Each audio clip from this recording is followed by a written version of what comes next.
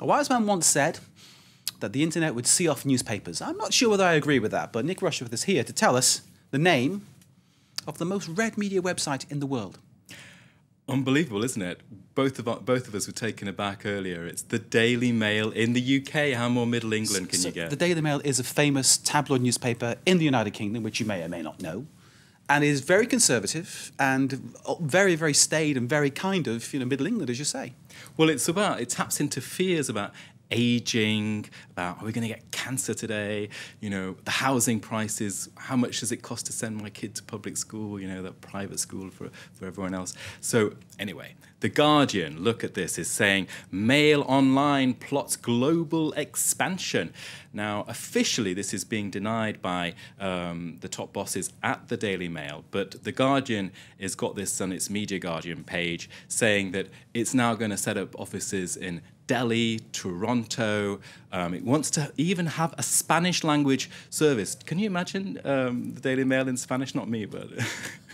So obviously they're not getting perhaps the readers in the UK, the market in the traditional press, the print media is waning. This is fascinating because the Daily Mail's ethos or belief, if you like, is that sort of everything in Britain is very much the best thing, and foreigners in a sense are shunned.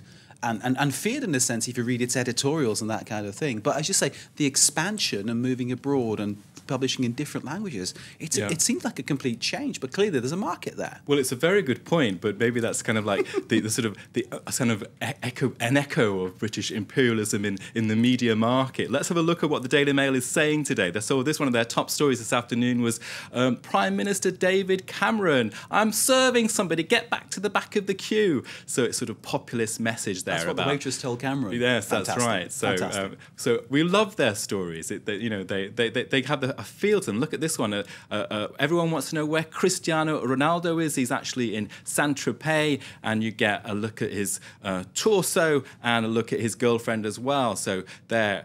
And you get a lot of wallpaper material as well. Look at this today. Adorable pictures to melt even the hardest heart. Tiny kittens and cuddly puppies.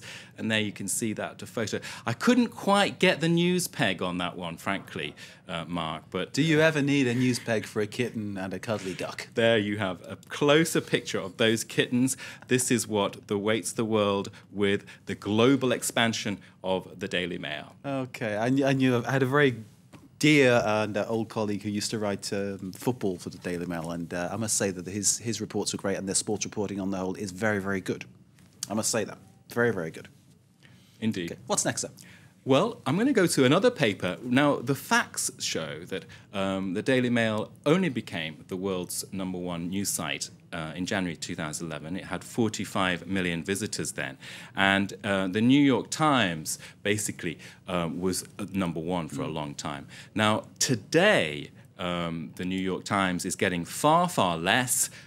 It is way behind the Daily Mail. The Daily Mail is getting 90 million unique visitors. Now, for its kind of global reach, the Daily Mail in the New York Times in the last few days has gone to China. It's set up a Mandarin language website, and Forbes has got that. It's there. You can see the website there. The New York Times launches Chinese language site at last. Of course, that market is huge. It's the third biggest internet advertising revenue market in the world, China, or by 2014 it will be. So they're obviously trying to tap into that.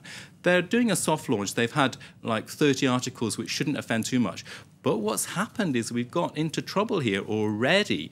This is being reported here on the website TechCrunch.com, and it says, yeah, we're 1 week in, and the Chinese have actually not shut down the site itself, but shut down the social media side. So that's the Twitter and the Facebooks and so on, which allow the Chinese to function. So this is a clash of cultures and a clash of views on freedom of expression. Yes. Should the Daily Mail go into China? Perhaps they will at some point. The Chinese will get the Daily Mail message there. Cuddly kittens and ducks, it's a universal language. Absolutely. So there we've got the story being taken up also by this website, the China Digital Times, reporting that, well, the service is irregular at the moment. That what's happened is that other publications, the Wall Street Journal, the Financial Times, have been able to go into China and not have these problems. But for some reason, the New York Times is having it. They're being censored. And one analyst is saying maybe it's simply their presence because the New York Times is such a strong paper editorial. Okay. Nick Rushworth, thank you very much indeed. Nick Rushworth with Media Watch.